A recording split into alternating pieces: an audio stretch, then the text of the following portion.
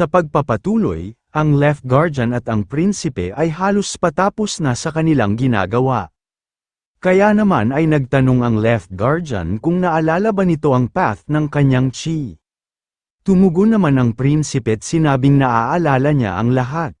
Ang 2 oras na nagdaan ay masyadong pahirap para sa iyo, subalit ang ganitong paraan ay ang pinakamabisang paraan para sa iyo, lalo't wala kang alam tungkol sa inner energy, wika ng Left Guardian.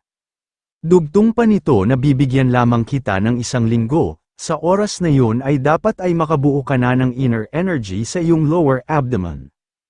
Napaisip naman ang Prinsipe habang nakatingin sa kanyang guro, base sa lagay nito ay malamang ay umubos din siya ng maraming inner energy para sa akin, kaya ay dapat lang na matiis ko ang lahat ng ito.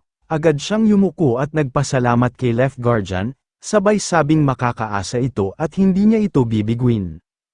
Tumugon naman ang Guardian at sinabing umaasa siya dito, kaya naman ay dito na nagtatapos ang training nila ngayong araw. Dugtong pa nito na siguraduhin mong matututunan mo rin ang dancing breathing technique, pati na rin kung saan ang pagdaloy ng chi nito. Kailangan mo lang magtuloy-tuloy sa pag-eensayo para umabante, tsaka ito nagpaalam sa Prinsipe para umalis. Sa isip ng Prinsipe, ay sisiguraduhin niya na siya ay aabante kahit na anong mangyari. At sa loob lamang ng 1 linggo ay may mabubuo na siyang inner energy. Sa kabilang banda sa Great Drill Hall, si Right Guardian ay nag-iisip habang nakatingin sa mga kedete. Wika niya, katulad ng inaasahan, ang mga respetadong prinsipe ang magiging pinuno ng kanilang mga pangkat. Makikita sa mukha ng ibang kedete na binugbog sila ng magdamag. Isa ito sa dahilan kung bakit walang martial arts professor sa dormitoryo ng gabing yun. Nang sa gayon ay maglaban-laban sila kung sino ang magiging pinuno ng bawat grupo, at mailabas nila ang kanilang kakayahan nang walang iniisip na nakabantay sa kanila. Nagulat naman si Red Hair nang mapansin niya na ang leader ng pangkat 12 ay hindi ang prinsipe na mula sa Poison Sect, subalit ang leader nito ay si Kedete 18. Dagdag pa nito na base sa mga itsura nila ay mukhang nagkaroon sila ng matinding laban. Napangiti ito at sinabing kahit na siya ay may tsansang maging tagapagmana, ay may nagtangka pa rin na makipaglaban sa kanya. Ang Kedete 18 ay hindi lang puro talento, meron din itong tapang, wika nito sa sarili. Nagsalita naman ang propesor, at sinabi kay Red Hair na magsisimula na ang training ng mga kedete. Agad itong sumigaw at sinabing makinig ang lahat. Simula ngayon at sa susunod na 7 araw ay magre-report kayo sa Assembly Hall sa inyong kanan. Dito ay matututo kayo ng mga stratehiya at taktika. Sa pagdating naman ng hapon ay magre-report kayo sa Drill Hall para sa formation training. Sabay sigaw kung naiintindihan ba ng lahat. Tumugon naman ang mga kedete ng Mado. Habang papaalis ay nakatingin si Prinsipe Magiam kay Prinsipe Jiangxiam. Nakangiti nitong iniisip na ito ay isang hangal, dahil tinalo lamang siya ng isang kedete na mula sa Pure Kick Sect. Wika pa nito na kung wala ang Poison Arts ay walang bilang ang Poison Sect, kung patuloy silang magpapatapak sa iba ay siguradong mapapabilang na din sila sa mga lower sect. Inis na inis naman ang prinsipe, dahil kahit wala itong sinasabi ay sa ngiti pa lang niya ay alam na niyang nilalait siya nito. Napatingin naman siya kay Kedete 18, isip niya dahil dito ay labis ang kahihiyan na kanyang sinapit. Kaya't sinabi niyang magsaya na ito habang pinuno pa ito ng pangkat, dahil sisiguraduhin niya na magsisisi ito na nagkasama sila sa iisang grupo. Pagsapit ng gabi, sa dormitoryo ng mga kedete, may tumawag kay Prinsipe Magiam, ito pala ay ang propesor, agad naman itong tumugon ng Mado, sinabi ng propesor. Ang Kedete 7 ay magtatagal pa sa infirmary sa loob ng 2 linggo.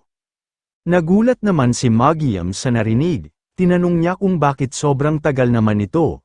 Tumugon naman ang propesor, iyon ang sinabi ng doktor. Dagdag pa nito, hindi problema ang pag-eensayo, subalit hindi ko alam kung makakasabay si Kedete 7 sa atin dahil wala itong inner power, kaya naman ay pupuntahan ko siya bukas upang bigyan ng kaunting kaalaman. Sabay sabi nitong, maaari na silang mag-aral ng teknik ng mga sect nila, dahil ito ay kanilang libreng oras. Agad naman sumagot ang dalawa ng Mado. Nang makaalis na ang propesor ay inis na inis si Magium dahil sa narinig. Sa galit nito ay sinipa niya ang pinto ng kanilang silid. Hindi naman nakaimik ang mga kadete dahil alam nilang problema lang pag pinakialaman nila ang prinsipe. Nagsisigaw na ang prinsipe at sinasabi nito na masyadong matagal ang 2 linggo. Dahil naiinip na siya sa paghihintay. Nagsalita naman ng isa niyang alalay siya si Kadete 80. Jae-hyun, mula sa stealth sect, sinabi niya kung ang doktor ang nagsabi nito ay malamang totoo yun. Wika naman ni Mujium, isa kang hangal kung maniniwala ka doon, dahil halata namang nagkukunwari lamang ito na may injury. Dugtong pa nito na sa tuwing naiisip niya na nakahiga lamang ito at nagre-relax sa infirmary ay lalong nag-iinit ang dugo niya dito. Sinabi ng Kadete 80 na sa halip na magalit ito, ay may naisip siyang magandang ideya, agad niya itong ibinulong sa prinsipe, napangiti naman ito at agad na sumang-ayon. Makalipas ang 4 na araw, sa infirmary si Dr. Jang Myeong ay inaantok na sa inip, dahil 5 araw na ang nakalipas. Ngunit wala pa rin ibang dumarating na pasyente, isip niya na hindi naman siguro ang prinsipe ang una't huli niyang pasyente. Habang nag-iisip ito ay biglang may padabog na bumukas sa pintuan. Ito pala ay si Professor Impyong at may dala tong isang estudyante na may tama ng espada sa likod. Sinabi niya na aksidente itong nasaksak habang sila ay nag-eensayo, dagdag pa nito na hindi muna niya hinugot ang espada para maiwasan ang sobrang pagdurugo, wika nito sa doktor. Sinabi naman ng doktor, na ilagay na niya agad ito sa kama, masaya siya dahil may bago na siyang pasyente. Mabilis naman niyang tinahi ang sugat at sinabi sa propesor, na tama lang na hindi nito hinugot ang espada, dahil dito ay napadali ang kanyang trabaho, at maswerte siya dahil walang ugat na tinamaan. Tinanong naman ng propesor kung kamusta na ang kalagayan ng kadete, sa ngayon ay ligtas na siya wika ng doktor. Nakahinga naman ng maluwag ang propesor, winika nito na simula nang tumuntong ang mga kadete sa ikalawang pagsusulit, sila ay responsibilidad na ng kani-kanilang propesor, subalit 2 agad sa mga kadete ko ang napunta sa infirmary. Sinabi naman ng doktor na kakailanganin lamang nito ng 3 araw upang magpagaling, agad naman nagpaalam ang propesor, at sinabing ang doktor na muna ang bahala sa kadete 23, babalik na lamang siya pagkatapos ng training. Sa kalagitnaan ng gabi, bumangon ang kadete 23 at kumuha ito ng isang patalim. Nagtungo siya sa kabilang kama kung saan nakahiga ang prinsipe, winika niya na ginagawa lamang niya ito para sa kapakanan ng kanilang grupo, kaya wag sana itong kamuhian siya. Habang papalapit ang hawak niyang punyal, biglang naglabas ng malakas na kuryente ang katawan ng prinsipe, dahilan upang ang kadete 23 ay bumagsak at mawala ng malay. Bumangon ang prinsipe at sinabing sabi ko na nga ba, katulad ng inaasahan. Nang magising si Kadete 23 ay tak-ang-taka ito sa nangyari, at nagulat siya dahil siya ay nakatali, at wala siyang ideya kung sino ang gumawa nito. Bigla naman pumasok ang prinsipe, sinabi niya na siya ang gumawa nito sabay tinawag niya itong kalbo. Pasigaw naman itong sumagot kung paano niya ito nagawa, dahil kahit kaunti ay wala siyang maalala. Tumugon naman ang prinsipe, nawalan ka ng malay kaya itinali kita at dinala dito sa kama kalbo. Isip naman ng kadete, paano ako nawala ng malay, at higit sa lahat ang alam ko ay dapat siya'y injured, pero siya'y malakas at maayos, at bakit niya ako tinatawag na kalbo? Habang nag-iisip ito ay inabot ng prinsipe ang salamin sa kadete, nang makita niya ang sarili ay napasigaw ito sa gulat. Maluha-luha nitong winawagayway ang kanyang ulo subalit hindi niya maramdaman ang kanyang buhok, nagsisigaw ito habang umiiyak dahil hindi nito matanggap na siya ay kalbo na. Sinampal naman siya ng prinsipe dahil sa ingay nito, dahilan upang mawalan siya ulit ng malay. Nang magising ito ay tinanong siya ng prinsipe kung kumalma na ba ito, dahil may takip ang kanyang bibig ay hindi ito makabigkas ng salita, tanging ungol lamang ang naririnig dito. Wika naman ng prinsipe, alam mo ba kung gaano ka nakakatawa tignan habang may basahan ang iyong bibig, sinabi nito habang may masamang titig na tumahik ka. Kinakabahang iniisip ng kadete, hindi ito maaari dahil nang nakita ko siya sa entrance ceremony ay akala ko ay isa lamang siyang inosenteng bata, subalit hindi ako makapaniwala na siya ay nagpapanggap lamang. Habang takot na ang kadete ay ipinakita ng prinsipe ang isang punyal, winika nito, sa tingin mo paano ako nakatagal at umabot sa puntong ito, tanong ng prinsipe. Dagdag pa nito, maraming naringhangal na katulad mo ang nagtangka sa akin, at halos hindi ko na mabilang kung ilang beses ito. Itinutok ng prinsipe ang punyal sa kadete at sinabing, hindi ba't ikaw ang may dala nito upang gamitin sa akin? Dapat ay alam mo kung gaano ito kadelikado at maaari itong gamitin upang pumatay na tao. Ngayon sabihin mo sa akin kung sino ang nag-utos sa iyo upang ako ay paslangin. Dahil may takip ang bibig ay ungol lamang ang sagot nito. Agad naman tinanggal ng prinsipe ang takip ng kadete. Sinabi naman nito, hindi ko alam kung ano ang iyong sinasabi. Sa tingin mo ba ay makakalusot ka kapag pinatay mo ako dito sa infirmary? Alam ko na alam mo ang patakaran, maliban sa training at opisyal na sparring ay hindi maaaring magkasakitan ang mga kadete hanggat nandito tayo sa loob ng academy. Napabuntong hininga ang prinsipe at sinabing sa tingin niya ay hindi ito gag-ana. Tugon naman ng kadete, syempre ay hindi kahit anong pahirap pa ang gawin mo sakin ay hindi ako magsasalita. Masayang iniisip ng kadete na hindi siya papayag na kayanin lamang siya ng prinsipe. Dugtong pa nito, malamang ay akala ng prinsipe ay basta ko na lamang sasabihin ang lahat. Bigla naman nakaisip ng ideya ang prinsipe, winika nito na, kung ganun ay susubukan natin kung magsasalita ka o hindi. Agad niyang tinakpan ang bibig ng kadete, at sabay umalis. Sa pagbalik nito ay may mga dala na itong mga karayom. Takang-taka naman ang kadete kung ano ang ginagawa nito, at para sa niya ito gagamitin.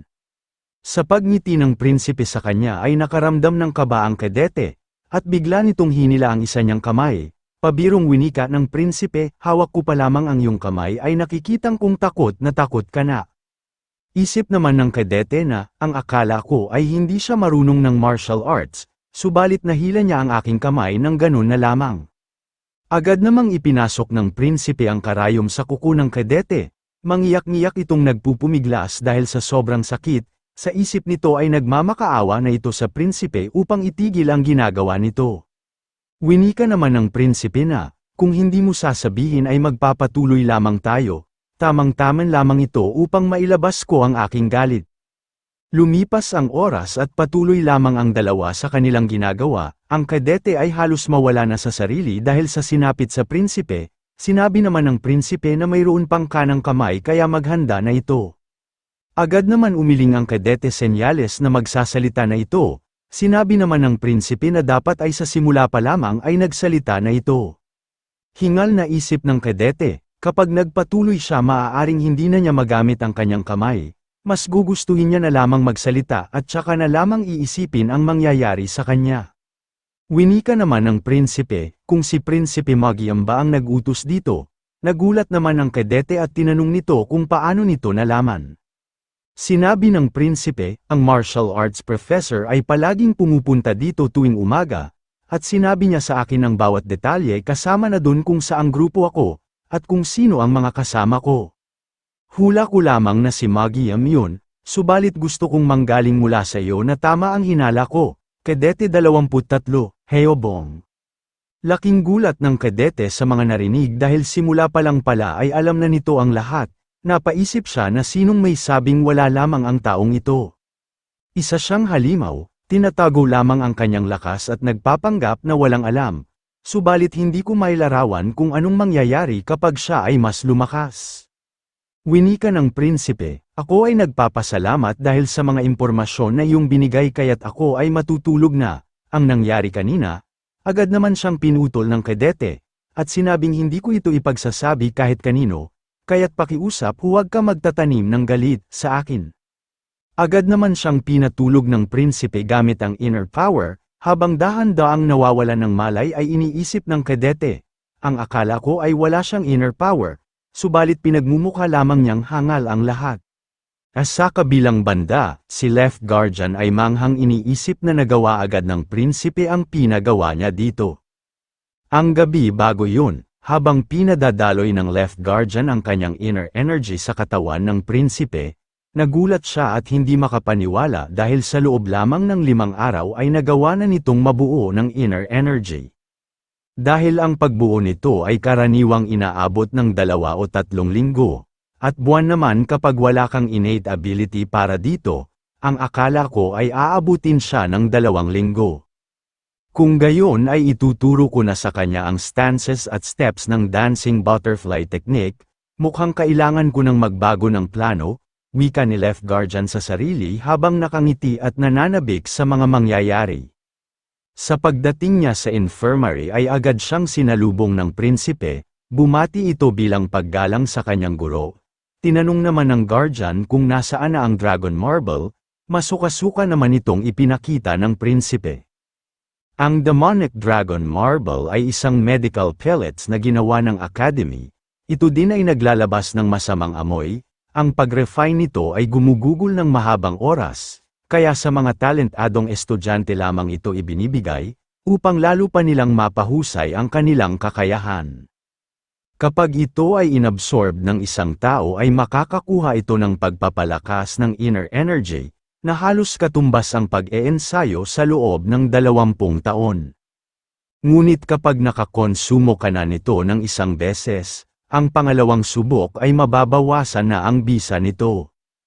Sa isip ni Left Guardian, kapag kumonsumo siya nito ay tutulungan ko siyang mabawasan ang sakit, upang tiyak na makuha niya ng buo ang 20 taon ng pagsasanay ng inner energy, yun lang ang aking magagawa, ang iba ay siya na ang bahala. Napansin naman ni Left Guardian na mayroong ibang tao sa silid. Tinanong niya ang prinsipe kung sino ang taong yun.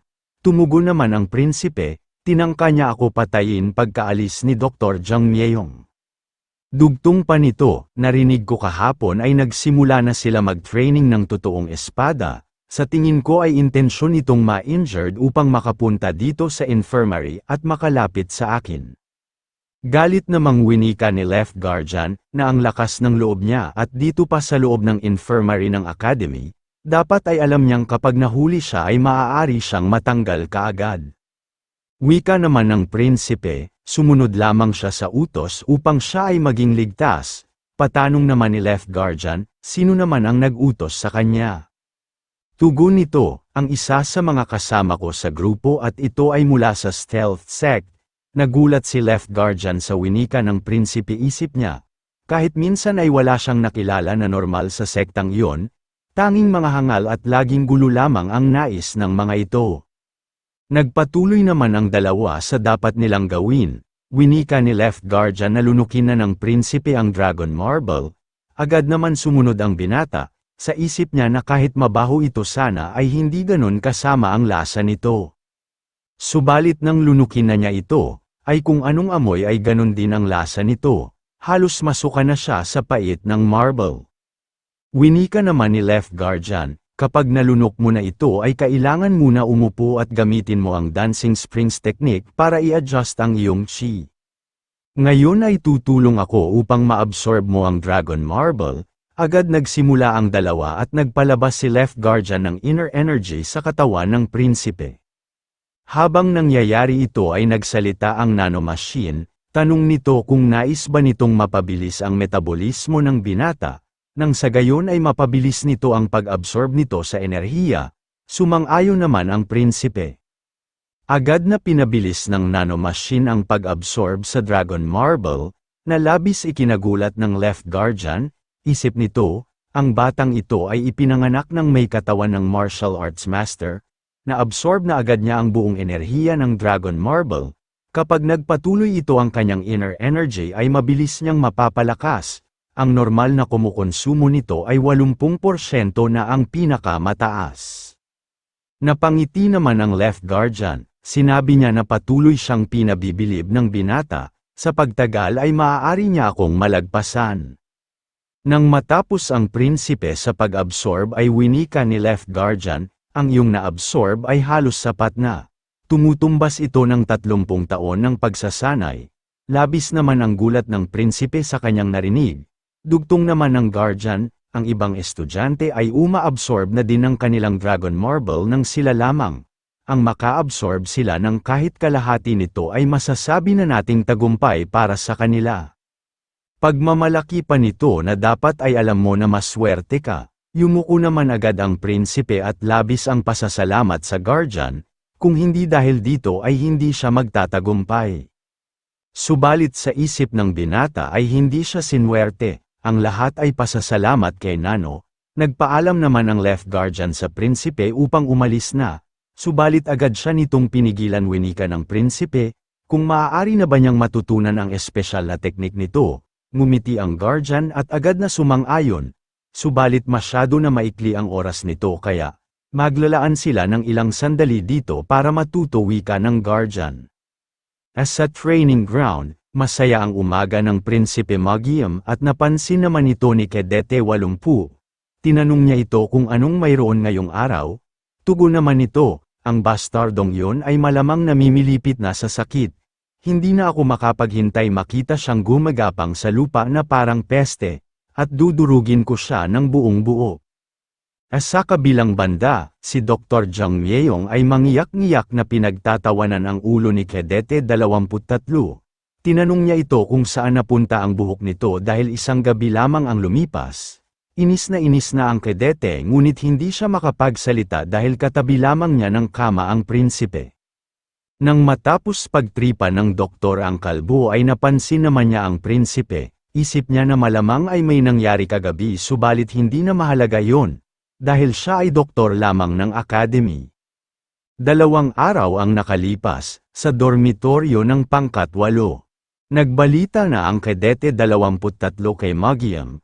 Sinabi niya, itutuloy ko na sana ang plano ng gabing iyon subalit malala ang injured ng prinsipe. Dahilan para bantayan siya ng doktor magdamag. Asar namang tumugon si Magium, hindi ba natutulog ang doktor o kahit ano? Huwag mong sabihin na nagdadahilan ka lang, patanong nito sa Kedete. Sinubukan pa magdahilan ng Kedete ngunit nakatikim lamang siya ng tadyak dito. Pinagsisipa siya ng prinsipe at sinabing napakadali lamang ng misyon nito ngunit pumalpak pa rin ito. Sinabi naman ni Kedete 80 na ang doktor sa infirmary ay ang estudyante ni Dr. Zhong Yubek. Labis naman ang gulat ng prinsipe, dahil ito ay kilalang-kilala sa buong demonic cult, siya ay nagmula sa poison sect subalit imbis na lason ay medicine ang ginagawa nito. Ito din ang personal na tagapangalaga ng patriarch, at kahit isa itong doktor ay isa ito sa 30 martial artists na nangunguna sa demonic faction. Sa isip ni Magium, kung ang doktor sa infirmary ay estudyante ni Dr. Zhong Yu, malamang ay marunong din ito sa martial arts kaya walang kwenta ang pagpapadala sa walang silbing ito. Dagdag pa nito na huwag ka nang umasa na makakatanggap ka pa ng suporta mula sa stealth sect, wika ng prinsipe sa Kedete. Mangiyak-ngiyak namang iniisip ni Kedete 23 ang kasunduan nila ng prinsipe. Sa alaala nito humingi ng pabor ang prinsipe, bilang kapalit ay siya na ang bahala sa sektang kinabibilangan nito kung sakaling ito ay matanggal sa academy. Isip pa ng Kedete, kung tiniyak nito ang kanyang pangako ay baka sakaling sabihin ko pa ang totoo, sa ngayon ay gawin muna ang gusto mo. Subalit sa pagbalik niya ay tignan natin kung ano ang magagawa mo. Nagtataka naman ang prinsipe kung bakit ito nakabandana. Nang hilahin niya ito ay tumambad sa kanya ang kalbo nitong ulo. Sa kinis nito ay maaari na siyang manalamin. Imbis na maawa ay lalong nag-init ang ulo ng prinsipe at pinagtatadyakan ang Kedete. Nang mailabas na nito ang kanyang galit ay tinigilan na niya si Kedete 23.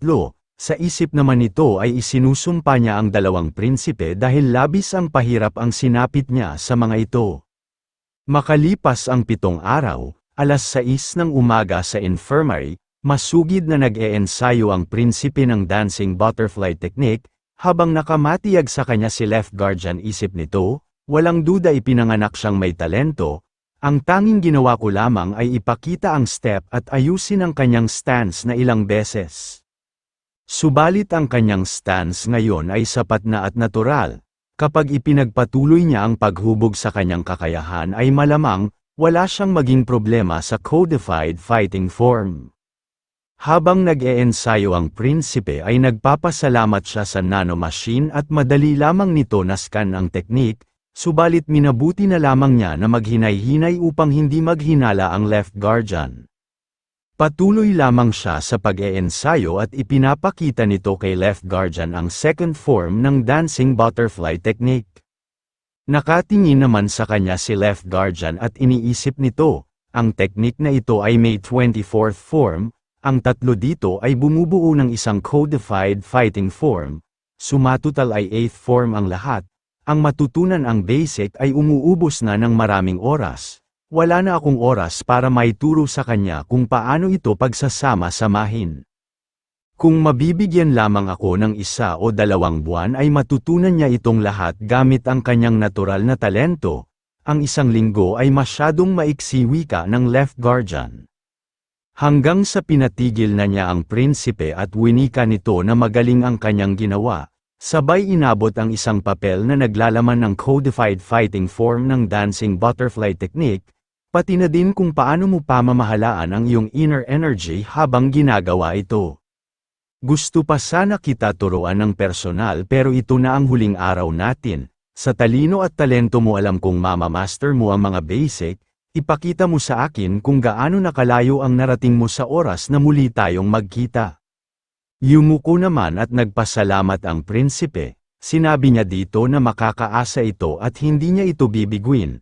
Kinuha naman ng Left Guardian ang kanyang espada, ito ang aking sandata, ito ay ang Mad Blade, at sabay ipinahawak niya ito sa prinsipe, namangha naman ito dahil kung titignan ay mukha itong mabigat subalit ito ay kabaliktaran. Sinabi ng Guardian na ang normal na espada ay nasa bigat na 3 hanggang 4 na pound, subalit ang Mad Blade ay nasa 2 pound lamang. Iwinasiwas naman ng Left Guardian ang espada dahilan ng paghati ng dulo na kama. Sinabi ng prinsipe na ito ay sobrang talas, subalit sa isip niya ay ang Dr. Jiang Mieyong, malamang ay hindi ito matutuwa sa ginawa ng Guardian sa kama. Sinabi naman ng Left Guardian na ipapakita na niya sa prinsipe ang kabuuan ng dancing blade technique kaya't manood itong mabuti. Agad naman pinaghanda ng prinsipe ang nanomachine.